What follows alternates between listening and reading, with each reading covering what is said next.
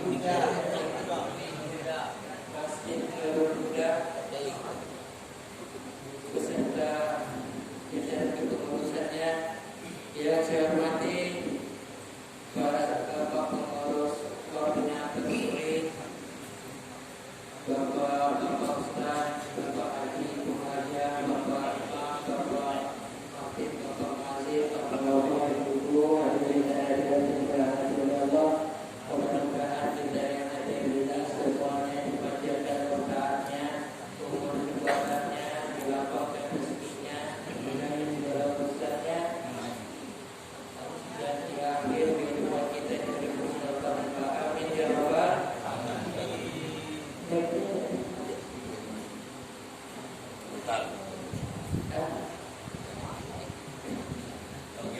Bapak Ibu yang dirahmati oleh Allah, beberapa waktu ini kita menyaksikan bencana alam silih berganti. Gunung meletus, banjir di mana-mana, angin puting beliung. Kalau kita lihat di TV ya Bapak Ibu sekalian, orang-orang yang ditempatkan di tenda pengungsian, para saudara sekalian di TV itu tendanya besar, orangnya banyak, campur laki-laki perempuan di situ. Saya mikir bagaimana ngurus makannya, bagaimana buang airnya, mandinya, cuci pakaiannya, semuanya keperluan hari-hari yang biasa kita lakukan, bagaimana itu dilakukan di tenda yang ramai begitu ya. Mau ganti pakaian aja susah. Maka ada orang itu ditanya, apa harapannya kepada pemerintah? Dia katakan saya mewakili seluruh yang mengungsi ini, minta kepada pemerintah untuk disegerakan dibangunkan rumah untuk kami, karena rumah kami ini sudah tertimbun lahar semua ya. Kami mau disegerakan, udah dikatakan disegerakan berulang kali, artinya dia sudah tidak tahan tinggal di tenda pengungsian. Itu bayangkan memang beratnya Bapak Ibu sekalian. Ini satu ujian cobaan yang berat. Apa yang menyebabkan terjadinya bencana alam ini Bapak Ibu sekalian? Apa yang menyebabkan terjadinya bencana alam? Kalau ditanya kepada FPTAD, mungkin Tuhan sudah bosan melihat tingkah kita yang selalu salah.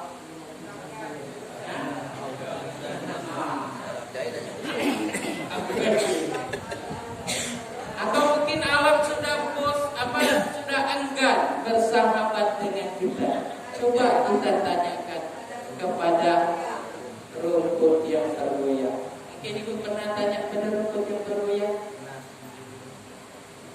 Jadi Bapak Ibu sekalian, di Madinah itu pernah terjadi gempa. Pernah terjadi gempa. Waktu itu masa pemerintahan Khalifah Umar bin Khattab.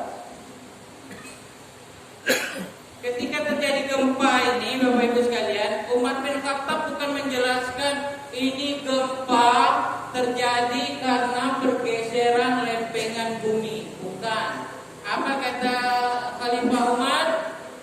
Maksiat apa yang kalian kerjakan? Maksiat apa yang kalian kerjakan hingga Allah semurka ini? Maksiat apa yang kalian lakukan? Itu kata Sayyidina Umar. Kalau terjadi lagi gempa, maka aku tidak akan bersama kalian lagi. Rasulullah, pada masa Rasulullah pernah juga gempa. Gempa itu baru bergerak sedikit, Rasulullah langsung pegang tanah dengan tangannya. Kata Rasulullah, belum sekarang. Nanti, kata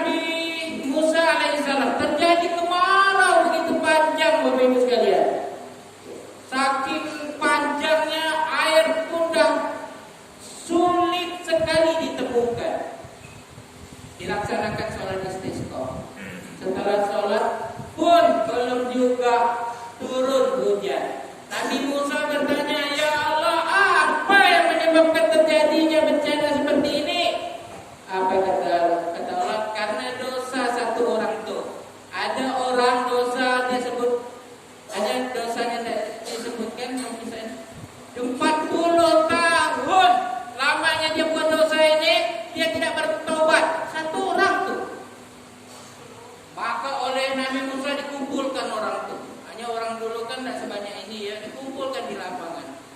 Kata Nabi Musa, ada di antara kalian berbuat dosa ini selama 40 tahun tidak bertobat. Sekarang keluar dari kampung ini.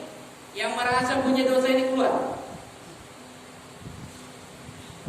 Orang yang merasa punya dosa itu, dia berkata, ya Allah, ampuni dosaku ya Allah, ampuni aku ya Allah, jangan kau perlihatkan aibku ini kepada Musa, kepada semua orang ya Allah. Dia berdoa, bercucuran air mata, turun hujan. Nabi Musa lihat belum ada satu orang pun yang keluar, tapi hujan turun. Ya Allah, kenapa? Belum ada orang yang keluar, tapi hujan dah turun. Kata Allah, ini karena taubat satu orang. Jadi tadi kemarau karena dosa satu orang itu, dan hujan itu karena taubat orang itu juga. Nah, jadi Bapak Ibu sekalian, bencana alam ini lebih dikarenakan perbuatan maksiat. Lebih dikarenakan perbuatan maksiat.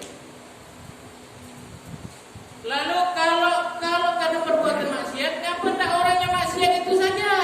Supaya orang yang baik-baik ini kenapa ikut kena?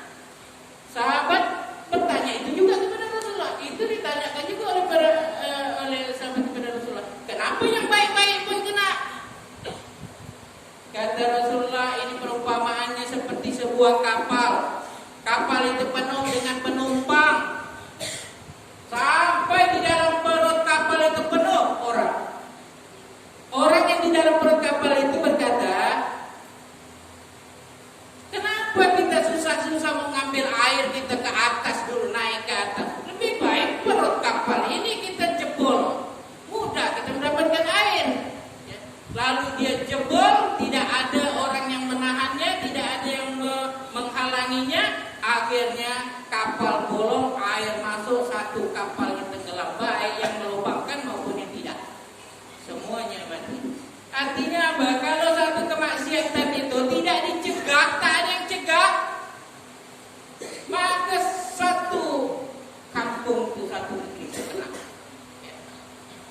Nah, kalau kita lihat Aceh sudah bergelar Serambi Mekah. Aceh, Bapak Ibu sekalian, itu tsunami datang, lebih dari 250.000 orang yang mati. Air datang setinggi pohon kelapa. Nah, kalau kita lihat Aceh ini se-Indonesia pun tahu ladang ganja terbesar di mana? Di Aceh. Ada kawan saya, Bapak Ibu sekalian, di Pontianak itu tugas di Aceh, itu ngawal ganja yang disita itu bertonton loh.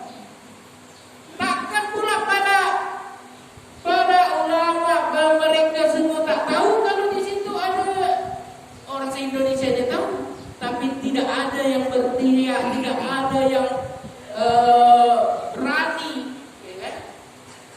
Akhirnya Allah turunkan bencana itu, semuanya kena. Itu yang ketangkap paling berapa persen? Bertonton bagaimana yang puluhan persen, mungkin 80% yang sudah tersebar ganja. Kalau itu maksiat, yang paling banyak maksiat di Jakarta. Kenapa tidak Jakarta itu yang dikenakan tsunami? Jakarta memang maksiatnya banyak, tapi ulama-ulamanya mereka semua mereka berbicara keras untuk menghalanginya, walaupun sampai masuk dalam penjara. Usaha udah ada, itu pun masih kena banjir juga. Apalagi mereka tidak berusaha, tidak untuk berbicara keras untuk mengingatkan pemerintah, tak kelar dari Jakarta. Nah, jadi Bapak Ibu sekalian, nah saya teringat Bapak Ibu sekalian ya, saya pernah diminta ngajar sedikit Al-Quran pada anak-anak ibu-ibu di satu gang di Pontianak. Itu namanya Gang Kuini, Bapak Ibu sekalian. Gang Kuini itu Bapak Ibu sekalian, itu di Pontianak itu Ganggu ini ada 2 gang di situ. Satunya namanya Gang Kasturi. Gang Kasturi ini preman tuh merajalela. Jangankan malam di mabuk siang tuh mabuk. Jangan pokok kita tengok tuh baru mabuk. Orang ketakutan tinggal di gang itu.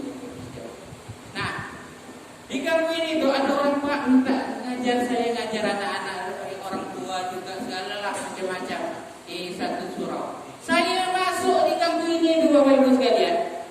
Tempat minuman keras saja, Kang itu agak panjang ke belakang. Tempat minuman keras saja itu ada 3 kelompok. Untuk minum-minuman masuk aja serang gitu, rambut panjang-panjang, batu-batu.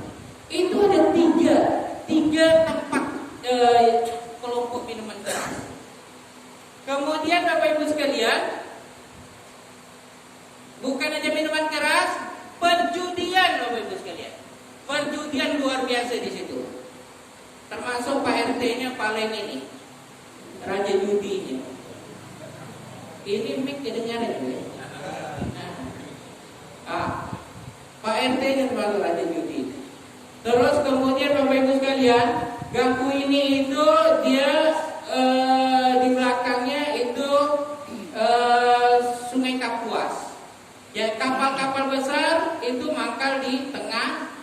Mereka turun ABK-nya itu melalui pakai speed. Nah, perempuan-perempuan nakal lewat ganggu ini tuh Bapak Ibu sekalian. Masuk ke speed, naik ke kapal. Jadi lengkap di situ, judinya, minuman kerasnya, prostitusinya ada di situ. Memang masuknya luar biasa. Jadi saya pikir ini kayak tinggal di zaman jahiliyah gitu. Banyak pada maksiatnya. Ketika saya ngajar di situ, kawan saya yang biasa keluar masuk jual tempayan itu dia bilang, ya Allah, berani ente masuk di kandang singa. Nah, jadi Bapak Ibu sekalian, saya ingin menyebutkan ada satu hadis Rasulullah. Hadis itu Bapak Ibu sekalian, waktu itu saya pernah ikut keluar 3 hari lah urut ya ke jemaah. Jadi ada hadis Rasulullah katakan satu majelis mengingat Allah, ya, majelis zikir itu dapat menghancurkan 100 majelis lalai, majelis maksiat. Satu majelis mengingat Allah itu dapat menghancurkan 100 majelis lalai. Saya mau buktikan. Ada kawan saya katakan tanda hadis itu sahih, bisa dibuktikan. Jadi di situ Bapak Ibu sekalian, saya buat satu macam pengajian. Anak itu kalau dia berjalan bawa Quran, pegang lewat tuh melintasi orang-orang yang minuman keras tuh, orang-orang yang pelaku maksiat itu. Jadi Bapak Ibu sekalian, luar biasa Bapak Ibu sekalian. Itu kelompok-kelompok minuman keras tuh satu-satu hilang. Entah kemana dia pindah. Perjudian pun hilang. Orang yang perempuan nakal tak lewat situ lagi, ya kan? Terus kemudian Pak RT-nya raja judi datang pada saya, Pak tolong ajarkan saya sholat Pak. Saya ajarkan di rumah, dia tutup jendela kan malunya tuh takut kabeh, ya kan? Dia dapat ini, dapat sholat, dia pergi ke surau, sholat, kemudian dia minta ajarkan azan. Saya ajarkan azan, dia azan 5 waktu di surau, ya kan? Nah, jadi Bapak Ibu sekalian, benar-benar kalau dalam biasa di jemaah tuh dikatakan kalau gelap itu tak bisa kita katakan, kita perintahkan, kita suruh gelap, pergi gelap dari sana. Cukup kita hidupkan aja terang, maka gelap itu hilang. Jadi terang itu apa? Ini amalan zikir kan, amalan mengingat Allah. Nah, ini suling ini amalan zikir kita, amalan mengingat Allah, ya kan? Mudah-mudahan ini betul-betul bisa menghancurkan majelis-majelis maksiat di Ketapang ini, sehingga Ketapang ini terbebas daripada bencana alam yang luar biasa. Mudah-mudahan Bapak Ibu sekalian, saya teringat dengan majelis kita ini. Mudah-mudahan kita istiqomah di dalam majelis suling ini. Demikian Bapak Ibu sekalian yang dapat saya sampaikan, lebih kurang saya mohon maaf. Wassalamualaikum warahmatullahi wabarakatuh.